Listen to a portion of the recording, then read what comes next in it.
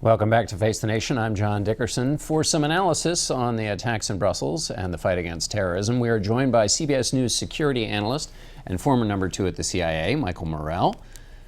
Farah Pandith from the Council on Foreign Relations, who is the former special representative to Muslim communities at the State Department. And the Atlantic's Jeffrey Goldberg, who's written extensively on national security. Mike, let me start with you.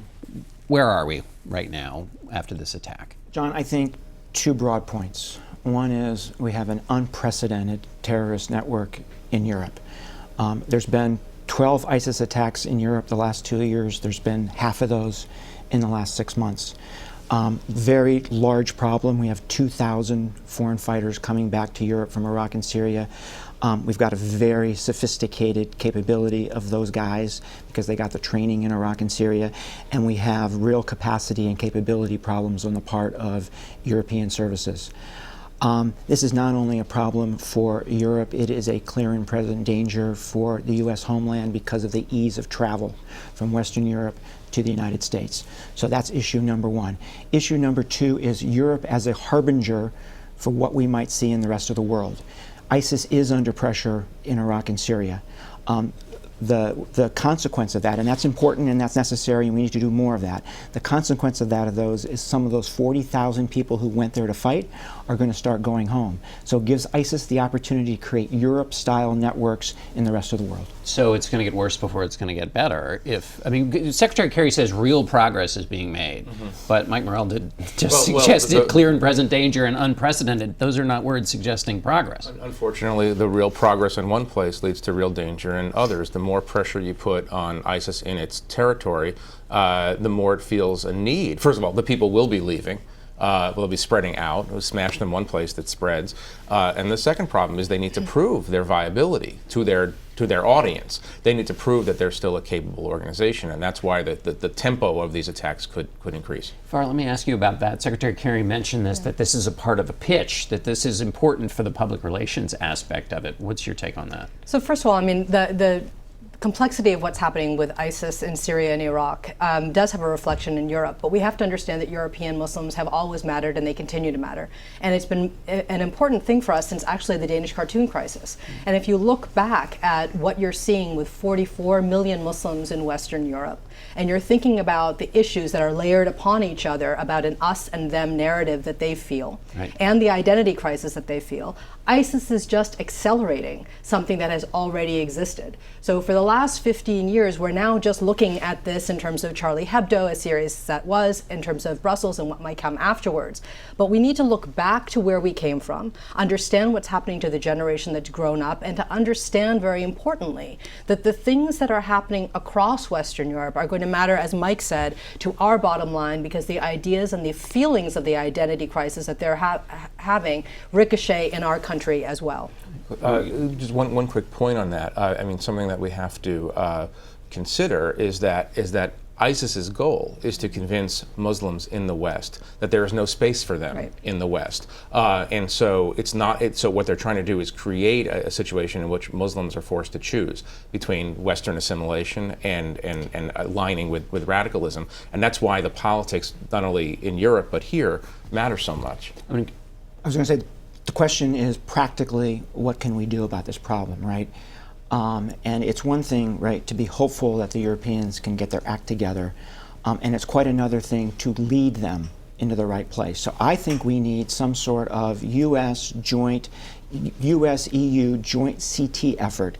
Think about U.S.-Pakistan after 9/11, where we sat down and worked with them, where we put our information on the table, they put their information on the table. We fused that in a way that allowed us to go on the offense against the terrorists and allowed us to be on the defense here at home because we had the right information. I want to get back to this point about the neighborhoods. Do you want to add in? Well, I was just going to say, I mean, the kind of coalition that we're talking about is an intel coalition, but there's no coalition for soft power. We have not joined forces. Explain to people what soft power means. So on the ideological component, I was in Brussels 2 days before the attack, and a very senior official in the Belgian government talked about the fact that their cities are dealing with something that is the most serious since World War II. And what this gentleman meant by that was that this idea that the ideology has spread, this narrative of the identity crisis of an us and a them, is turbocharged by everything that's happening, whether it's the minarets, the no minaret ban, whether it was Geert Wilders' burning of the Quran, whether it is the current climate of conversation here in the United States. All of these things build on each other. So what I mean by a soft power coalition is governments across the world and in Europe specifically, alongside with civil society, turbocharging and scaling up all of the kind of pushback that we need to see that pushes against this us and them narrative. And we haven't seen that kind of thing. The problem, I mean, excellent points, but the problem is we are not going to get the French to change their culture. And we're not going to get the Belgians to integrate Muslims. What we can do is convince the Belgians to accept U.S. counterterrorism help. I mean, these are great points, but we're not going to reshape European society. I don't think we can, and nor should we, but I think that there is a way in which we talk about things. Everything that we have talked about is an us and them paradigm, no matter where we are. Do you include that with American politicians who talk about surveillance in neighborhoods? Is that the kind of thing that... So I'm not quite sure what that means in terms of a surveillance of neighborhoods that are Muslim in America, because Islam has been in this country since the very beginning of our nation. So, but to your larger point, what happens in our country, the conversations that happen, absolutely reflect on what the general climate is. Our first line of defense is Muslims themselves. They are the ones that actually see things for the first time, and the ones that can push back against foreign ideologies that come in. We cannot isolate them. So we've got the cultural clash in European cities, and Mike, I want to go back to you on the tactical question. You've got 28 different countries. You talk about the U.S. helping with counterterrorism, but one of the things I hear is that just getting the countries to share is just seems like a mess. John, that's why we have to lead, right? That's why we have to go in there and say, this is how you get this done. And it's not only the heads of our intelligence community that need to do that. It's the President of the United States, it's the Secretary of State, it's the Secretary of Defense who need to make the case that this has to happen, right? Because not only are you at danger, but we are at danger as well. It is not entirely clear to me that President Obama would be the sort of president who says we are going to lead the European anti-terror charge. I mean, there's a through line in his policies that says that other countries also need to lead, especially on questions that directly have bearing on their security. But it might come to the point where he realizes that the Europeans are so debilitated in what they can do that there's no choice. But the Americans did lead on engagement with Muslims in the Bush administration. We were listening on the ground across Western Europe. That's the first effort that we actually pushed forward and began to listen to what's happening in places that nobody in Europe was going to. We heard what the Muslims themselves were saying, and we need to do more of that. That's what has been missing for the last 15 years. Do more of that in Europe.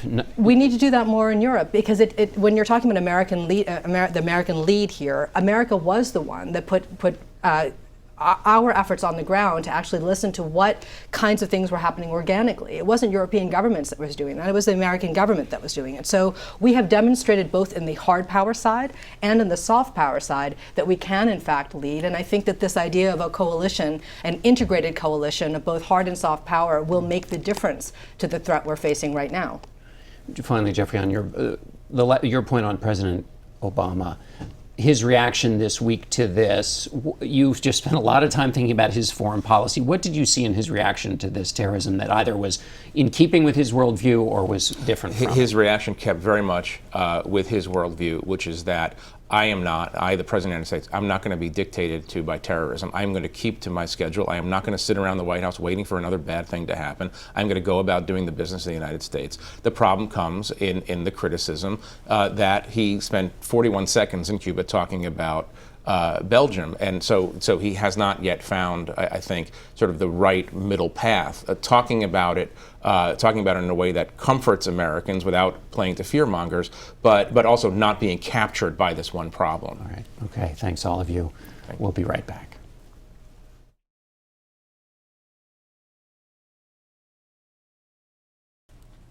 Now we turn to the 2016 presidential race. Senator Bernie Sanders swept the Washington, Hawaii, and Alaska caucuses yesterday by huge margins, 73% to 27% in Washington state, 82% to 18% in Alaska, and 71% to 29% in Hawaii. Joining us to talk about that and a very dramatic week in the Republican campaign is USA Today's Washington bureau chief Susan Page. Jeffrey Goldberg writes for The Atlantic. Slate's chief political correspondent and CBS News political analyst Jamelle Bouie. And Ben Domenech is the publisher of The Federalist. Jamelle, I want to start with you. Big night for Bernie Sanders. His best night of all. Huge night. Big deal, small deal? Modest deal. It's very important that Bernie Sanders is doing extraordinarily well with liberals and progressives in the Democratic Party. Still doing very well with young people, and I think it sort of adds to the argument that Sanders' ideology, at least, represents the future of where the Democratic Party is going. But the fact remains that Hillary Clinton came into Saturday with a 300-plus delegate lead, that Bernie Sanders' huge wins doesn't meaningfully diminish that. And, you know, when the New York primary comes, for example, when the California primaries come, those primaries alone have as many delegates that were even as possible for Bernie Sanders to win on Saturday. And so the structure of the race still is in Hillary Clinton's favor, but that is not to say that Bernie Sanders' wins aren't very important for the kind of long-term movement he seems to be building. Right. California and New York being states where Hillary Clinton might do better. But it's also a situation that I think, you know, to your point, it does reveal something about the future of the Democratic Party and where the real excitement and passion lies. I mean, he goes to Portland and literally puts a bird on it and then wins, 3 of these states and then is going to go on to Wisconsin and to a lot of other states where he's going to continue to win in these wider northeastern states, do very well. And I think that speaks to some of the dissatisfaction among younger voters with Hillary Clinton and is going to be a problem for her when she gets to the general to inspire them again to come out for her, particularly if they have the feeling that this was taken away from them because of the superdelegate system. I mean, what's the challenge here for managing the moment for Hillary Clinton? Well, so Sanders has momentum and he'll have money, but he still doesn't have math on his favor. But it is, in a way, a preview, I think, of the challenges she may face in a general election against Donald Trump, if that's what happens. Because Donald Trump has enthusiasm, as Bernie Sanders does. He's a really spontaneous figure, even more so than Bernie Sanders is. And this is not the persona that Hillary Clinton projects, right? She's very careful and cautious. She's always well briefed. She speaks in full sentences. She spells. Low bar. This is, yeah. So I think that it's a preview of her need to get more enthusiasm with people, especially young people. We've talked about that before. Her big deficit among voters under 30 is a problem that has been addressed, and it goes to her need to keep Bernie Sanders on her side. You know, she would like to turn to a general election. Democratic voters aren't ready to do that yet. Neither is Bernie Sanders. She needs Bernie Sanders speaking up for her once she finally has the nomination. Once this is all done. There is a strange quality to the moment in which the argument is, Bernie Sanders will never get to the White House if he keeps winning primaries and caucuses the way he's doing. It is this odd thing, but math is math.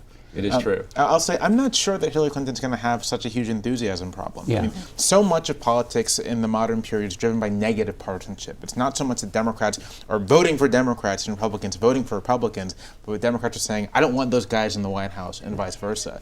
And if there's anyone who's going to drive negative partisanship, it's Donald Trump. I think underplayed in a lot of the criticism of the media's handling of Trump is the fact that Trump is astoundingly unpopular with almost every single segment of the American population, other than the 35 to 40% of Republican voters that seem to really like him. We're going to get to that because that's a very good point. Ben, this week we saw Hillary Clinton, as Susan was saying, pivoting to the general election. There was this terror attack. While Republicans were talking about waterboarding and surveilling neighborhoods, she was saying, no, this is sort of the adult approach. Is that a winning? Was it smart of her to grab that moment and do that? I think to a certain extent that's fine. But on the other hand, when you look at what conversations were happening on the Republican side, I think that there is to the points that were made on the earlier panel, a real attitude of fear at this moment, a real feeling that kind of the elite leadership class's pieties about what's been going on in Europe over the past several years have been dismissed as being ineffective regarding the threats in nature. And I think because of that, people, particularly on the Republican side, are open to the kind of arguments that were being advanced by Trump. What's interesting to me, though, in this moment is the decisions that Trump has made this week, which seem to be completely at odds with my expectations for him at this moment. This is the moment for him to be unifying his party, bringing people together, convincing people that he can be trusted as a national security leader. And you saw that. I think that was actually the intent of his interviews with the Washington Post and with the New York Times. At the same time, he's engaging in baseless attacks on Ted Cruz's wife and on his campaign, very personal and very derogatory, that distracted from that. And he's ignoring the delegate selection process, where Ted Cruz was able to take over effectively the Louisiana process with all of his people. All of those things work to increase the likelihood that Trump would be unable to win on a second ballot should the Republican convention get to that point. Let's separate those two things apart. Susan, we had this back and forth this week that we're not going to show the pictures, but a super PAC trying to go after Donald Trump ran a picture of his model wife in the Utah contest. Donald Trump responded by attacking Ted Cruz with an unflattering picture of his wife. This went right into the gutter where we thought the race was already existing. Does this matter, this back and forth? Does it hurt Donald Trump in a way? What do you make of this at the end of the week here? Well, to talk short term and long term. Short term, I don't think this is, for people who support Donald Trump, this is just more Donald Trump. I don't think it's a big help to Ted Cruz, gets him off message. This is not a reason people will vote for Ted Cruz. I think it's great news for Hillary Clinton because who are the most critical voters in general elections? Women, especially suburban women. And I think a lot of women will look at these exchanges and this debate over whose wife is prettier or who has the better marriage and think, this is not someone who I want to vote for. Let me pick up on that point. If you look at, we're going to do some numbers here, and Jeffrey, I want you to respond. Donald Trump's net favorability rating among voters, according to our latest CBS poll, is a negative 33 in a general election context. That's lower than any recent nominee at this point in the race. But among women, it's even lower, negative 44. And just to put that into historical perspective, 4 years ago in March 2012, Mitt Romney's net favorability among women was only negative 13.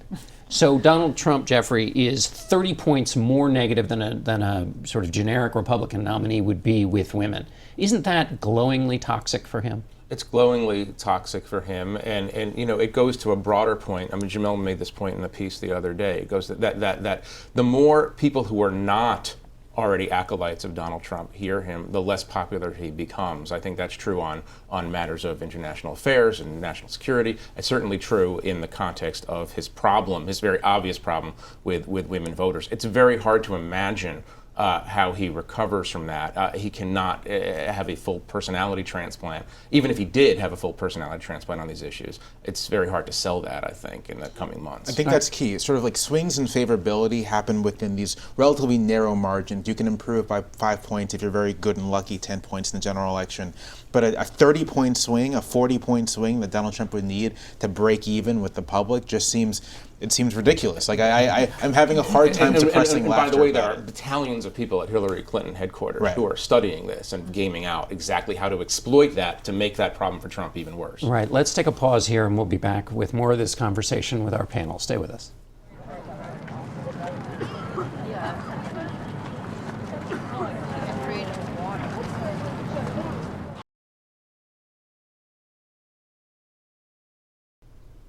We're back with USA Today's Susan Page, Jeffrey Goldberg of The Atlantic, Slate's Jamel Bowie, and Ben Domenech of The Federalist. Ben, I want to start with you on this delegate question. Explain to people why it matters, what's going on. So what's going on here is that even after all the votes are counted within these various states, such as a state like South Carolina or Louisiana, do still have a delegate selection process for the actual people who will go to the Republican convention. This matters a lot more should Donald Trump not achieve the 1237 number of delegates needed in order to clinch the nomination. If it goes to a second ballot where delegates are free to vote, the simple fact is that the Ted Cruz operation has been very focused on making sure that those delegates are Cruz supporters. And even if they are pledged to Trump in the original vote, that they would shift to him on a second ballot. They've been very successful in a lot of these early states, particularly because Trump's campaign is not even really engaged in the selection process. So we have a two-front war here, really, Susan. We have the public contest that we're hearing about, but then there's this competition that's going on. What do you think the state of the Stop Trump movement is? How likely are they going to be to keep him from the delegates he needs? Well, I totally agree. Trump needs to win on the first ballot or not at all.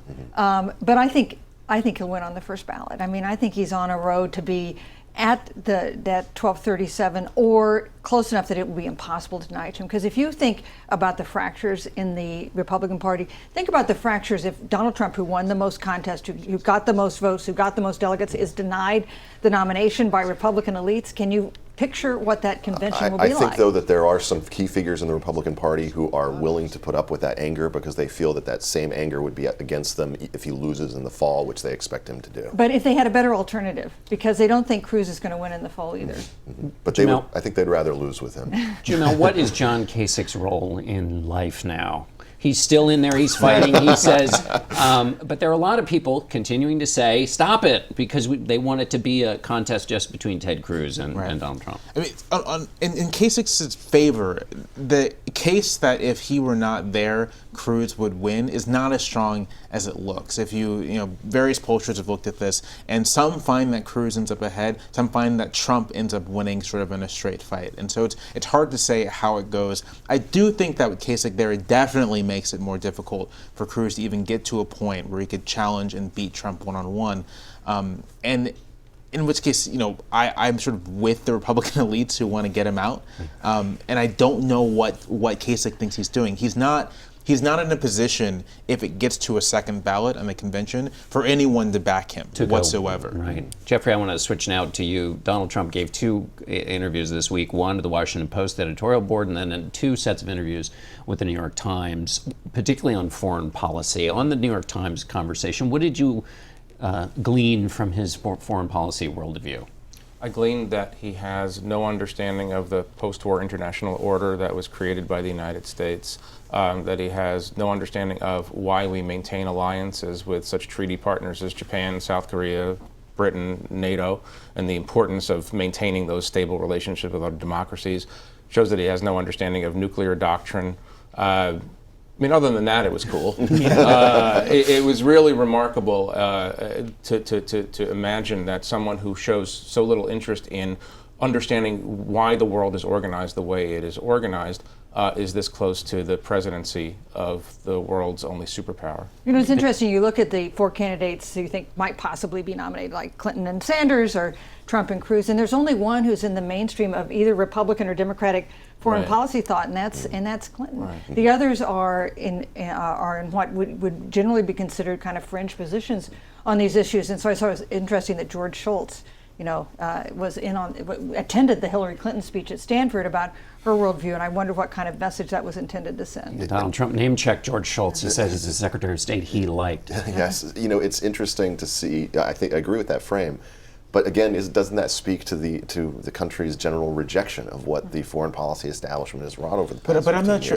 I think it really does. I think it's basically saying it doesn't actually have an answer. It doesn't have an alternative answer. But it just says what you're doing isn't working. We don't trust you. We don't think that you actually are doing things any better. But I think if you spend 10 seconds explaining to people why we have an alliance with South Korea and Japan, they generally will understand that. Maybe I'm all right. Unfortunately, I'm going to have to cut you all off just at the meaty moment. Thanks all of you. We'll be back in a moment.